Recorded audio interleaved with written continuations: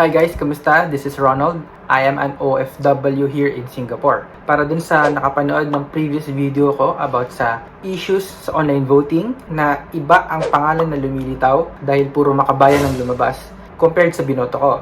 Meron na naman tayong bagong pasabog na kakaiba at gagamitin natin si ChatGPT para i-check kung meron nga bang nangyayaring dayaan dito sa result na nakuha ko. Kung ano talaga yung pangalan na lilitaw base sa online voting ng COMELEC.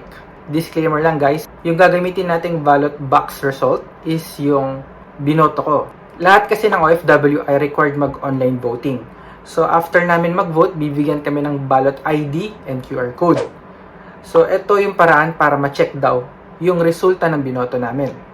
So, nag-login ako sa COMELEC at kinopya ko yung resulta ng ballot box ko. Siguro, it took me like 5 to 7 minutes para kopyahin lang guys yung codes na to kasi sobrang haba.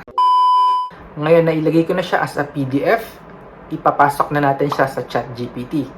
Kung hindi ka familiar kung ano si ChatGPT, isa siyang website na powered ng AI. Pwede ka magtanong kahit ano, sasagutin niya yan. Basta, yung tanong mo, at construction ng message mo ay malinaw para malinaw din yung sagot na makuha mo. So, para malaman natin na naiintindihan muna ni ChatGPT, itinanong ko kung ano ba yung online ballot voting na to. Hindi ako nagbigay ng clue kung sa COMELEC ba to or overseas OFW voting ba to. Basta hinayaan ko lang siyang basahin yung coding or yung JSON format. So, ito naman yung lumabas. Tama naman yung sinabi niya na this is an overseas voting for 2025 sa Philippine COMELEC. Hindi ko siya binanggit sa tanong, siya na yung mismong nakahanap dun sa binigay kong PDF. Pag sinabing overseas, eto nga yung mga OFW, di ba? So may explanation din siya ng pangalan ng mga party list na nandito, mga additional information tulad ng ballot ID and other metadata. Ayoko na maging technical guys kasi baka ma-board kayo. So tinanong ko nga si ChatGPT kung kaya niyang i-check kung sino yung mga binoto ko. Medyo nahirapan makuha yung sagot ko. Kailangan ko siyang i-download. Nung sinusubukan ko i-download, guys, nagkaka-error. So, hindi maibigay sa akin ChatGPT. So, binago ko yung tanong. Kasi nga, depende kung paano ka magtatanong, di ba? Sinabi ko na lang, sino ba yung 10 binoto ko na senator? Kasi guys, naalala ko, akala ko 12 yung binoto ko. So, tinanong ko na lang kay ChatGPT kung sino ba yung 10 senator na binoto ko. And, binigay naman niya yung sagot. Pero, syempre, being COMELEC guys, nako, ito yung lumabas. Ito raw yung binoto ko base sa ballot box na binigay ko sa kanya na codes. So, makikita nyo naman guys, medyo magulo yung format again. Parang ng previous video ko, merong bayan. Siyempre, unang tanong ko lang to sa 10 senator. So, inisip ko, if I am an OFW, paano kung 12 ang iboboto ko? So, na-curious ako, ginawa ko na lang, nagtanong ako ulit.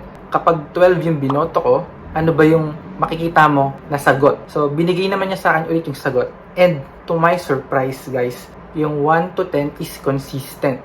Tapos, dinagdagan na lang ng 2 ni ChatGPT kasi nga, yun daw yung lumabas sa ballot result. So, isipin nyo yun, guys, no? Kung 10 yung binoto ko, baka ito yung ibigay ni COMELEC.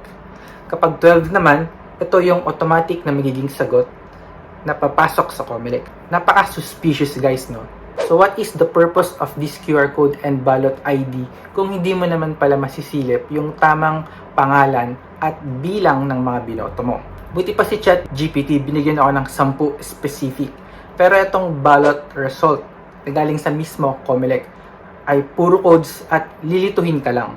Mas may tiwala pa kasi ako sa ChatGPT na to compared sa COMELEC natin. But anyway guys, this is just purely on my own way of research. I'm not saying na I'm IT expert ako dito, pero ito lang yung paraan na pwede kong gawin para ma-check kung tama nga ba yung binoto ko. Please let me know kung ano bang masasabi nyo dito. What do you think? Meron ba talagang pandaraya dito? And you can see in my comment section nga, gusto talaga ng OFW ay manual voting.